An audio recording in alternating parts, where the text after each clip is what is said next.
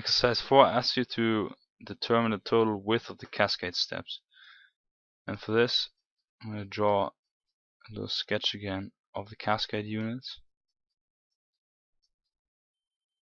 The water flows via to fall heights of 0.5 meters, which I'm going to indicate with H.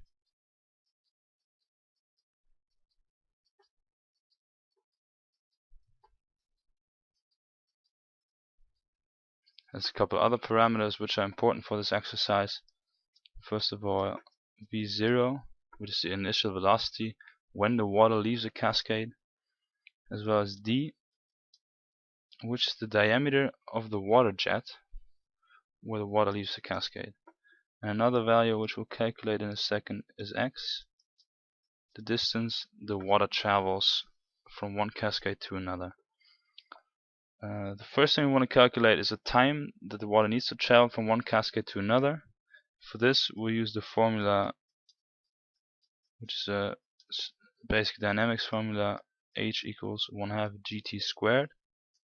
Since we're interested in T, we're going to rewrite the formula into T equals the square root of 2H divided by G, with H equals the fall height equals 0.5 meters. So this gives us square root of 2 times 0.5 meters divided by 9.81 meters per second squared. And this gives us a time of 0.32 seconds. Second value we're interested in is the D, the diameter of the water jet.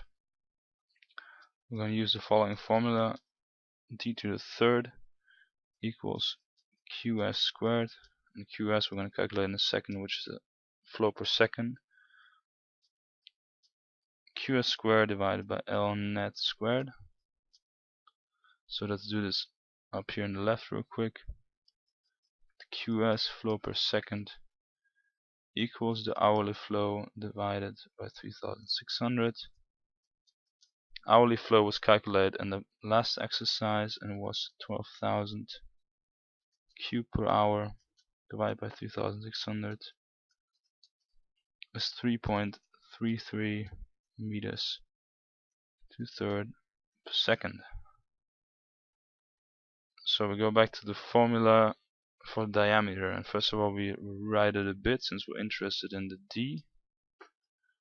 So D is equal to the third root of qs squared divided by G times L net squared, which equals the third root of, we just calculated, 3 times 33 meters per second cube per second. Sorry about that. It's supposed to be a in brackets, obviously. It's squared divided by 9.81 meters per second squared times L net. We calculated this in the last exercise with 20 meters squared. And if we calculate this gives us 0.043 meters for the diameter of the water jet. Next value we want to calculate is the initial velocity when the water has when it leaves the cascade. This velocity is given by the following formula: qs divided by L net times D, and we know all these values by now. 3.33 cube per second divided by 120 meters times 0.043 meters. So the velocity that the water has is 0.65 meter per second. And now we actually get to the x, which is one of the values we need for the design. Again, this is simple dynamics. X, distance traveled, equals velocity times the time.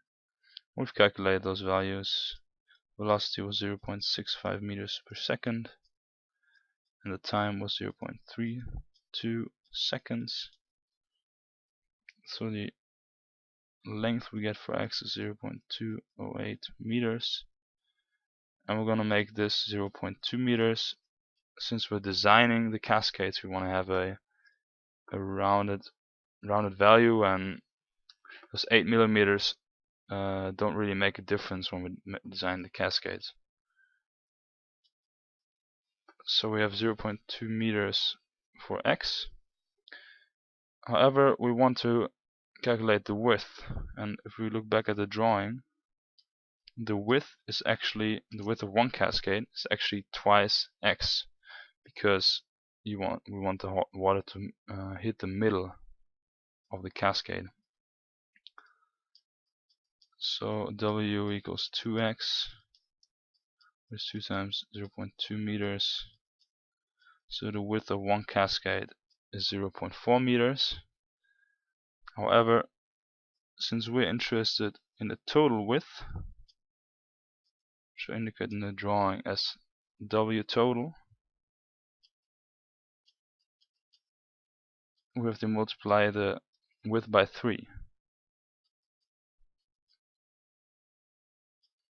And this gives us our final result, total width of the cascades being 1.2 meters.